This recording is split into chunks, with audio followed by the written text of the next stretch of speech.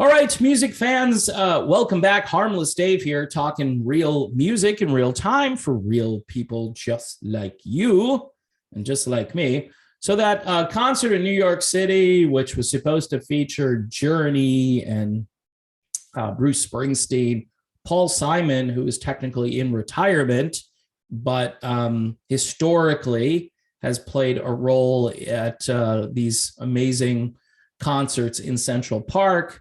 I'm not sure if Art Garfunkel was invited. I didn't hear his name. I think it would have been cool if they did a couple of songs together. But a lot of people probably don't even know who Simon and Garfunkel are anymore, although maybe a few New Yorkers do. In any event, this was supposed to be kind of a big deal. I reported on this a couple of weeks ago. I called it the Let Them Eat Cake concert because it was really just like, okay, for all of you frontline workers who didn't do the thing last year because there was no thing to do, you guys aren't invited if you don't want to do the thing. Basically, everybody had to do the thing in order to be in attendance, which by their standards kind of makes sense because you're cramming all of these people together, which if you're really as fearful as the media has made everyone about that particular issue, doing the thing is not a guarantee. I think it's one of the guys in Slipknot right now, the band Slipknot. He's out there telling everybody he's very sick, and he did the thing. He's because here's what the goalposts have been moved to. All right, it's initially do the thing and get your life back. Then it's do the thing and maybe you won't transmit. Okay. Then it's do the thing and your symptoms won't be bad and maybe you won't go to the hospital. None of that seems to really be working. Now you can measure percentages of how many people did the thing versus how many people didn't do the thing. There's also a theory out there that the people who did the thing are now transmitting stuff to the people who didn't do the thing. Just putting it out there. You can do your own homework and research. So I don't think any of these mitigation strategies are working. It's kind of like George Carlin did this bit a long time ago where he talked about pollution and plastic. And he said at one point, it will be the earth plus plastic. All right. I don't like seeing plastic all over the place. I don't like seeing face diapers on the side of the road either. And when I go for a walk, which I try to do every so often, I look on the ground and I see face diapers everywhere. I go, oh, that's got to be really great for the environment, right? They're everywhere. People just tossing them. Yeah, because they don't like them. So they're getting mad at them. And people tend to pollute anyway. So this gives them more of a reason to throw their used toxic piece of fabric out on the side of the road. Now, getting back to the concert, it was canceled because there was some rain and thunder and lightning way ahead of the actual Hurricane Henri, which is supposed to make landfall today sometime. Today is the 22nd when my video is being recorded.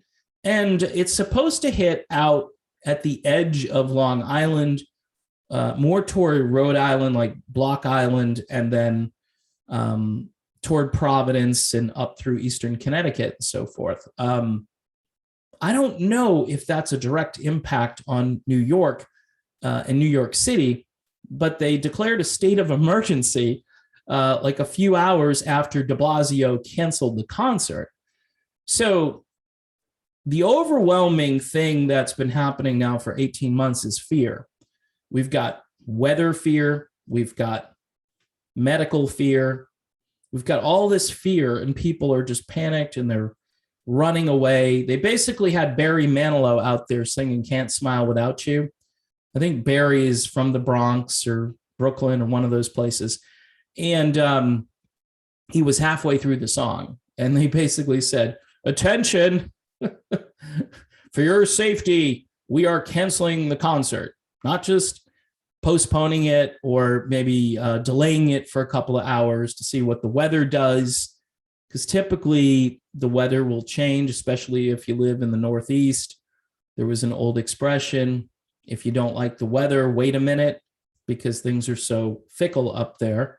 apparently they just said, nope, we're pulling the plug. This is too dangerous. And yeah, lightning, that's bad. But if you can get those people inside, which logistically might be a task because everybody is outside.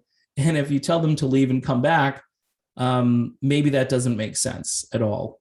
But what would have made sense is maybe instead of Central Park, have it at Madison Square Garden, have it somewhere where you don't have to worry about the weather in New York in August, which it's kind of warm, in addition to the fact that it may rain or it could be stormy outside.